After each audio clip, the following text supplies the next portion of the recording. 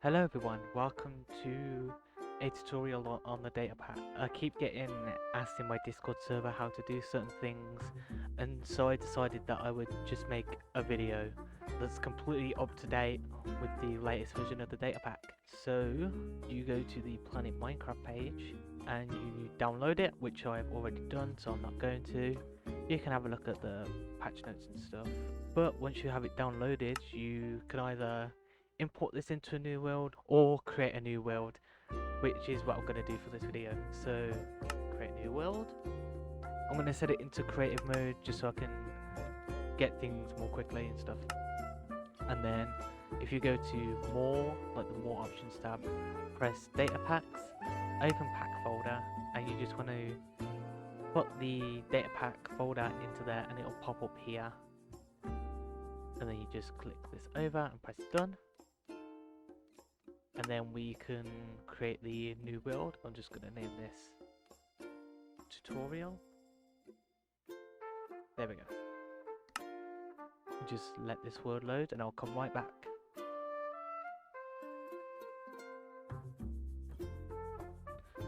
Also, this data pack has a resource pack which is here, and I've already installed it again, but you just want to drag and drop it into your Minecraft folder. So once you're in the world, there is sort of a few things that you need to get started. The first thing being a crafting table, and there's four items. The fourth one doesn't really matter because there's a feature that I'll show off later why it doesn't necessarily matter. But there's three main items that you need to get started, and those are the DMAT circuit, the chameleon circuit, and the TARDIS itself, along with the sonic screwdriver and TARDIS key, which I'll get onto later. So we're gonna craft a couple things first. So for the dematerialization circuit, you need 3 polish, deep slate, an end rod, which grab here, and an ender pearl. And you want to place this in a crafting table, make a little Y shape like this, and you will get the dematerialization circuit. Okay, for the chameleon circuit, it's basically the same recipe, but there is one difference, and that is instead of the ender pearl, it's a daylight detector, and it's made in the exact same shape like this, and you get that. Now, by themselves, they don't really do much. There's no fancy features. You actually require them to make the TARDIS, which is what we're going to make now. So to make the TARDIS, you need these two circuits here. You also need 4 iron blocks, an iron door, a beacon, and a nether star, like this. And you want to put the 4 pieces of iron in each corner, the iron door at the bottom, the beacon at the top, the nether star in the middle, and then this bit's very important, you put the chameleon circuit this side and the dematerialization circuit on the right side. Yeah, and then you get a knowledge book, but if you click it, you get the TARDIS spawn egg. Now, a lot of people have complained about the feature spawning the TARDIS, but honestly I'm going to keep it in because, well, let's be honest, there's a piece of code that I added and I couldn't find what was making the TARDIS do this, so it's a feature, not a bug, guys. Okay. So yeah, and that is when you spawn the TARDIS. Give it a sec. It does say that it will lag when you lose the egg. It'll spawn in a position and you have to basically go and find it. It's over here somewhere.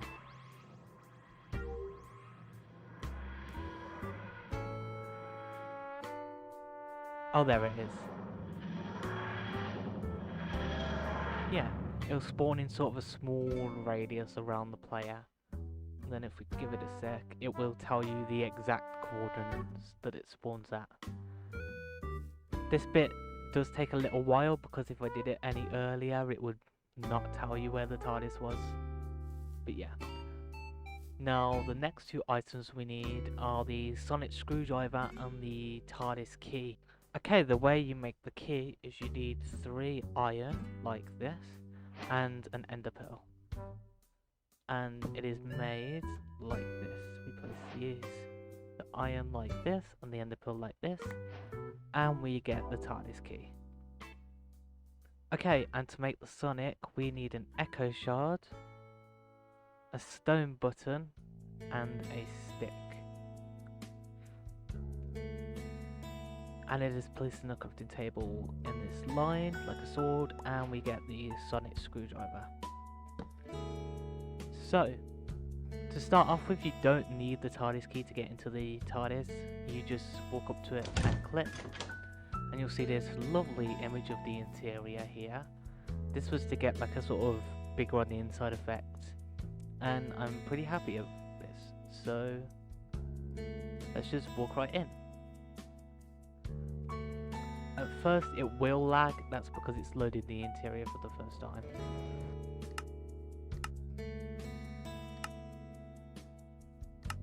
And you'll hear this little ambient sound. I've turned it down for the video, but yeah.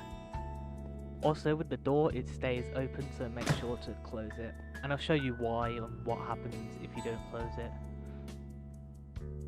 So let's go over the rooms first. To get to the rooms, obviously you have the main control room, which is here, but the main sort of living spaces and stuff are access to a corridor by going down the stairs and go into this over here, this fancy little corridor. There is quite a few rooms in this, so this will take a minute, but we'll just go through them in order, starting off with the Eye of Harmony, which is on the left here, the only room on the left, and you access it by going into this lift and pressing this button, and then you'll hear a little ding and be in the Eye of Harmony room. Now this is just a sort of control room, nothing does anything here apart from this chest, which I'll go on to in a sec, but the main feature is you have to go through this airlock chamber, and to do so you press this button here.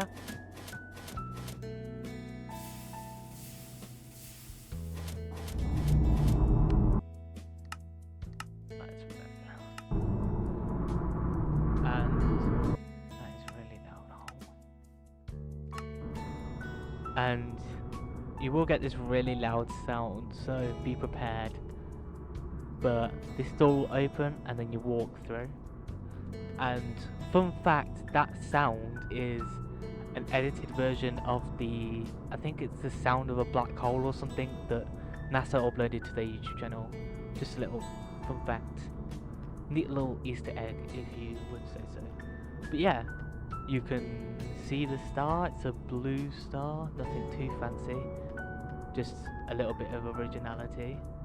But the main feature is up here, and as you'll see, there are empty fuel rods, and that is what that chest is for here, but also that second recipe. So if we grab a crafting table, and we grab, oh we already have one, but if we grab a bucket of lava, some tinted glass, and 2 smooth stone slabs, and place it like this, and then place the lava in the middle, we will get a fuel rod. But you can see this one says empty and this one doesn't. This is full, and basically when you're in flight there is a chance that these can get drained and you can't take off without them, so they'll have to be refilled. That's one way of making them. Another way is in survival mode, obviously. You can grab them out of the item frames and head back through the airlock chamber, which is what this chest is for over here. And as you can see, it says fuel rod refuel point. So if you just put them both in there and give it a sec. Oh, it only gave me one. Okay. Only gave me one because it is important to put them in one by one. So yeah. There we go. We get 2 back. And then we go back through here. We'll just fly through to skip. And then you come up to here and place these back in. This lever here is for the Archon refuel. So there are 2 systems to refuel. We have the fuel rods, and then we have the Archon energy. which isn't important now because it's full and we'll come back to it when it's empty. But yeah, leaving the Eye of Harmony room, if we go straight across this time and turn right, you'll see this little black void, and if we walk in, we have a cool little ARS tree. In the show, this is basically just a machine that makes machines, so I decided to make it all fancy and nature looking, but that's basically it. And we have some cool particles. But yeah, heading back, if we keep going and then go right again, we have a small classic control room, and you can see the particles. Yeah, this is a sort of twist on the classic control rooms. It's a bit of a mixture, like we have some of William Hartnell's, there's bits of other TARDISes as well. It's not one set TARDIS, it's a mixture of them all. Yeah, none of the controls do anything, it's just a bit of show. Yeah, that's the classic control room. And if we keep going here, I will just fly to speed this up. And if we go left, we have the room. I can't remember what it's called, I can never remember. But basically, it's where the Fifth Doctor goes after he regenerates to sort of heal himself, because he gets regeneration sickness. That just gives you regeneration. Yeah, nothing too fancy, and that will go away once you leave the room. And here we have my own twist on the cloister rooms. I decided to make a church room with a church bell. Yeah, just decoration rooms pretty much. None of them have major features apart from the Eye of Harmony. But yeah, just small little rooms to add expansion, so it wasn't just the control room and that's it, because that's pretty boring. But now we go on to a different floor by pressing this button in the elevator. Okay, this corridor is completely broken. I don't know why. It has an old version of the file saved. There is supposed to be 2 more rooms here, but I think they're just completely lost. So for the viewers, you can just build whatever you want off here. But the actual room that only survived for some reason is the garage, which holds a couple of Easter eggs, as you'll see. This room is based off a garage, I think, from the show. And then this is when the Doctor takes the console out the control room, and then he can fly around with it, along with Bessie here, which I say I got pretty accurate for Minecraft. But yeah, that's it for the rooms, apart from the control room, which I'll just fly to now really quickly. But yeah, you come back to the control room, and then down here we have some storage. We have a bunch of music discs in here, which will be relevant for later, and then the rest of it is just storage. But if we go up the stairs, and then we have this little balcony, I guess, that goes up and around on both sides. We also have some structure supports and the main console area itself, which is the biggest feature of this data pack.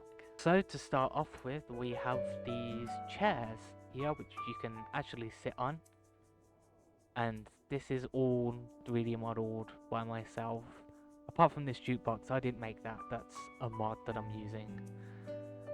But let's go over the controls. We're going to go over the basic ones first, and then the more advanced and more TARDIS-y ones. So the first one here is this repeater, which just changes the colour of the lights. Nothing fancy. Well, more than the lights, it changes the glass colour as well, just for a sort of roleplay aspect. Say if you want the warning lights on, you can do this, and then you want cyan lights or something, or purple lights. Yeah, there's only 4 colours, but it's not too bad. And then over here, you can hear it. It basically locks the TARDIS, but we can leave from the inside still, but then we can't get in without the key. So say if you're on a multiplayer server, which is sort of multiplayer compatible, it's not entirely made for multiplayer, but say if you are and you want to lock it, and other people don't have the key, you can lock and unlock it with the key and then go back inside. I am just going to turn this off because it does get a little annoying. Yeah, let's head on to the console. There is room here if you want to add your own stuff, if you know how to do commands. But yeah, if we head to the console and we head to this lever here, this is the power lever, and it just turns off the power. Very nice. It turns off the sounds as well, but it leaves these stars up here, which is very nice, and some ambient glowing. Yeah, so we'll turn this back on because the power has to be on for you to do basic stuff. But this here changes the time. So we got noon, night, midnight, day. So let's set it to midnight and then go outside. You'll see that it's midnight. And then if we go back inside and set it to day, go outside again, you'll see that it's daytime. Just basic time travel. And then this is probably the biggest feature. The rest of these things on the console are related to flight, apart from the jukebox. And this is related to flight as well. This changes the direction, but only when you're in flight. Thought it would make sense. But yeah, if you click on the monitor, we have a couple of things here. So we're just going to go from top to bottom. So starting off with the chameleon circuit, if you click that button, you'll be given a list of 4 chameleon circuits. We have the police box enabled already, so if you press phone booth, you will hear the little sound indicator and see that the door has changed to a telephone booth. And we can leave, and it's now a telephone booth. Going back inside, we don't need to press it again, we're just going to open our chat and press the tree.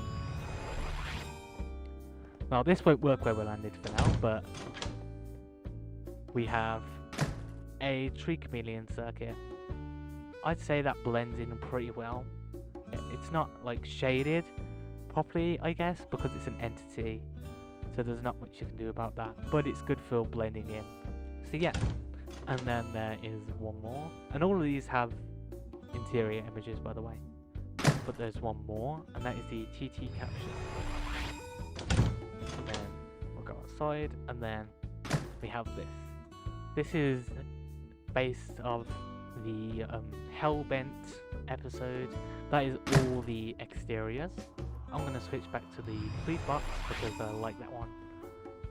So if we go back to the monitor, but yeah, if we press exterior view, it will put us in this exterior view, and we can't move around or we jitter about. But we get this cool exterior view, and then if we click it again, we get placed back inside. You do get placed into survival mode, so.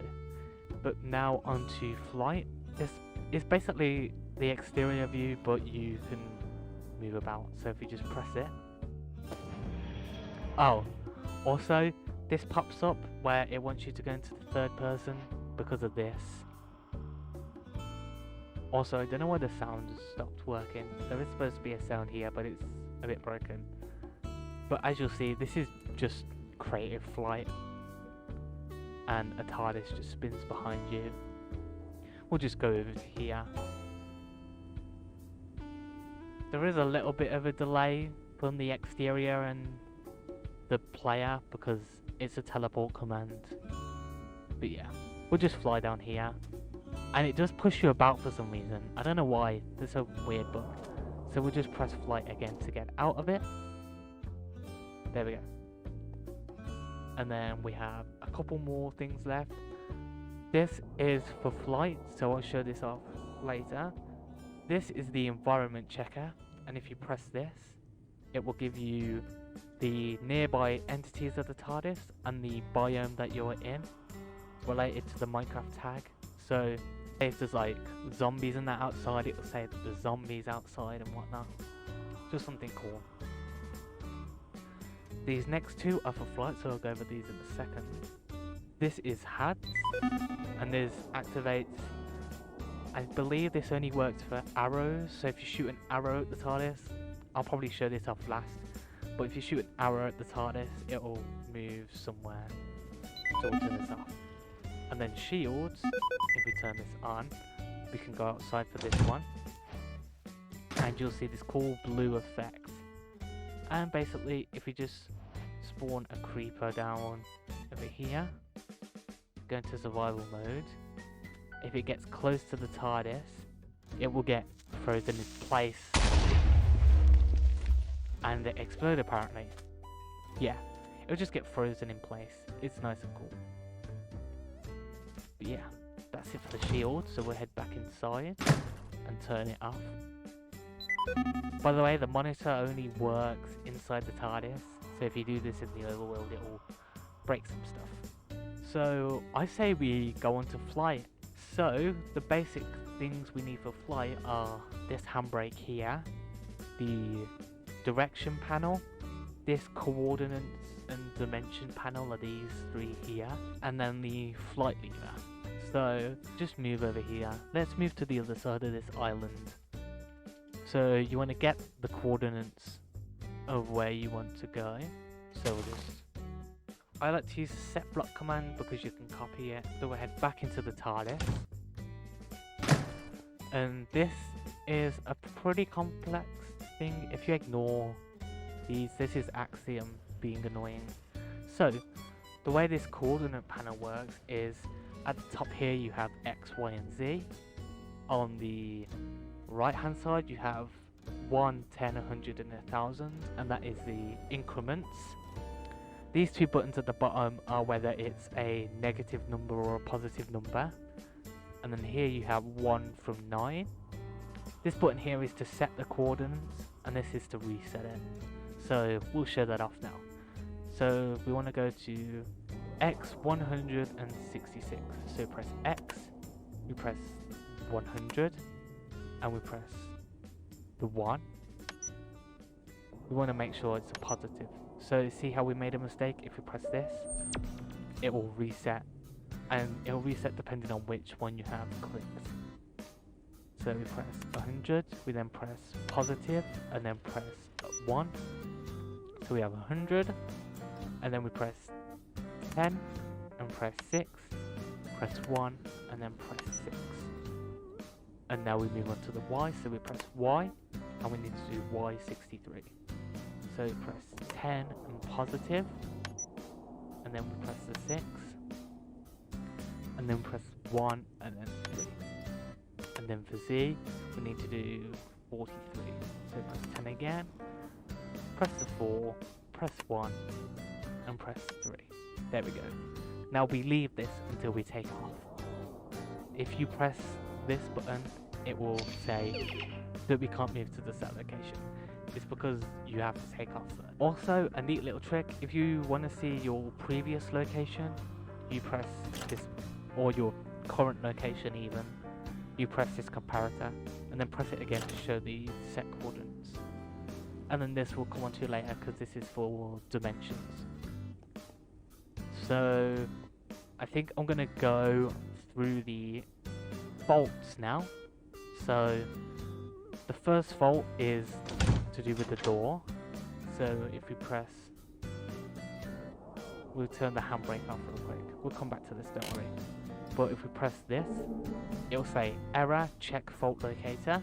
So we go into the monitor, press fault locator, and it'll say could not seal real-time envelope, close doors.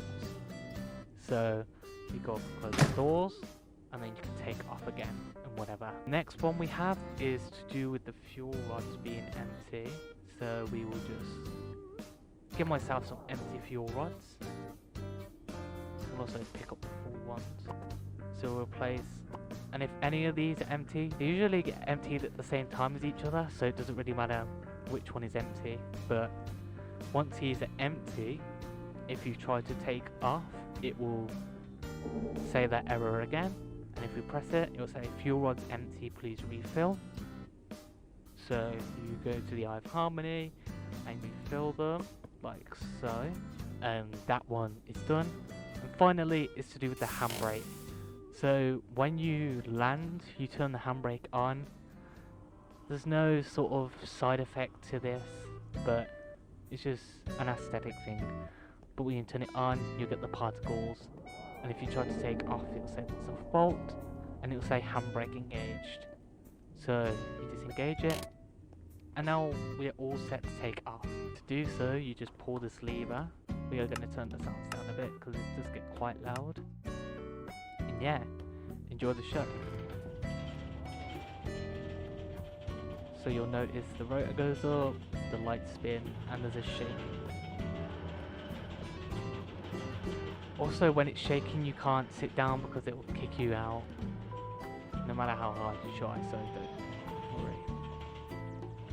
Okay, now that we've taken off, we can set our coordinates by pressing this button here, and it'll be green. Usually if you're traveling long distances or chunks that aren't loaded, it might lag a little bit because it has to force load the chunks and then move the TARDIS. But yeah, that's basically it for flight. So yeah, you can travel as long as you like or as little as you like. You just have to make sure to give it a little while, make sure you hear this TARDIS sound that you can hear right now before you set the coordinates. But yeah, you can now land. It does take a little while to land. There we go.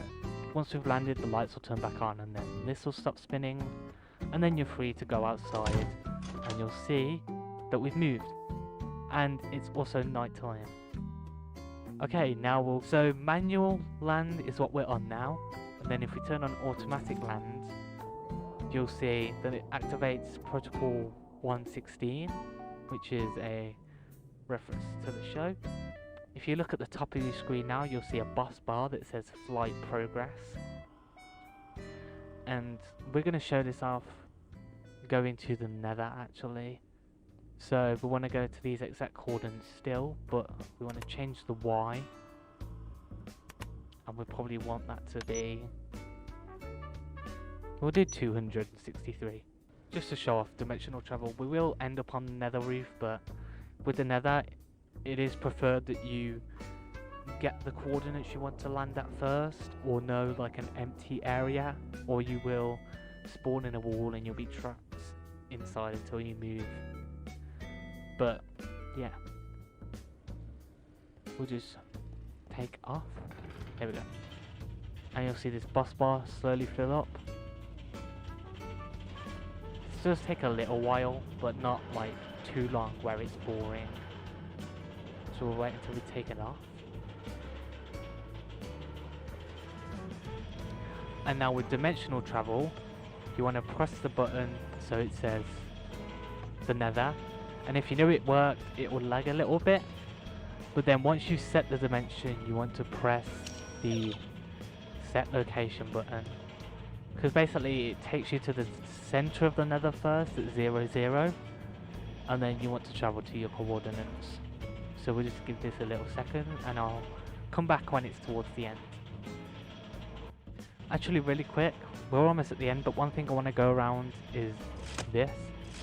You can change it from north to east to south and west.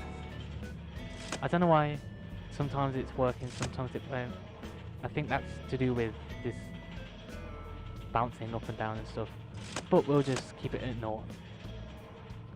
And yeah, we're almost at the end of the travels anyways, so we'll just give it a second and then it will automatically land.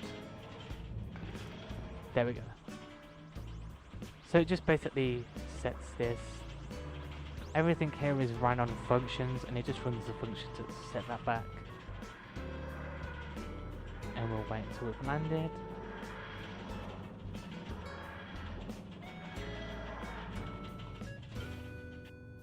Okay, and just to make sure, we'll use the exterior view. And you'll see that we've landed on the nether roof. It does lag a little bit because it's loading new chunks, but that's a Minecraft thing. Also, you'll see in chat that it's rolled 7 from 1 to 10. That's just to do with the fuel and everything. But yeah, now we are in the nether. There we go. One last thing I want to go across is related to fuel. And if you saw in the monitor, we have something called Archon readout. And at the start, you're basically given, I think it's like 10,000 Archon energy, and each component you use takes down a certain amount. And if you want to check this, you can do scoreboard, objectives, set display, sidebar, and it's called AE for Archon energy, and it'll tell you the max, what the TARDIS currently has, and what each component uses. Not every single component is on here, just sort of the main important ones. And basically, I'll show you what happens when this gets to 0. There we go. It turns the power off, and then you can't use any of this. You can't use the monitor either. You can still use these and the handbrake and whatnot, but yeah. Also, some things on the TARDIS do glow, like the coordinate panel, the flight lever, and the monitor. This only happens though if you have 2 mods installed that I'll leave linked in the description. Also, it's how you get the glowing windows on the exteriors as well, and the glowing signs and stuff. Yeah.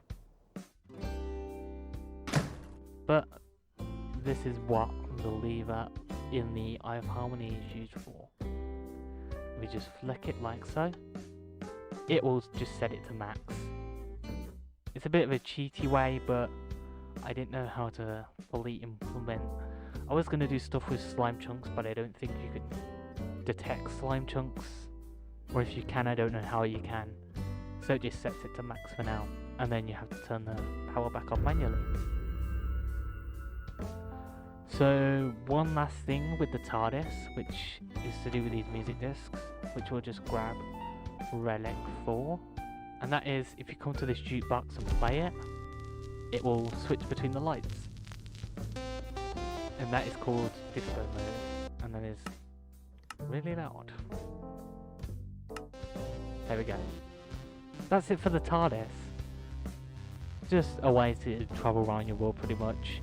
I can't do time travel with vanilla Minecraft, and with some TARDIS mods they just go to different dimensions, so yeah.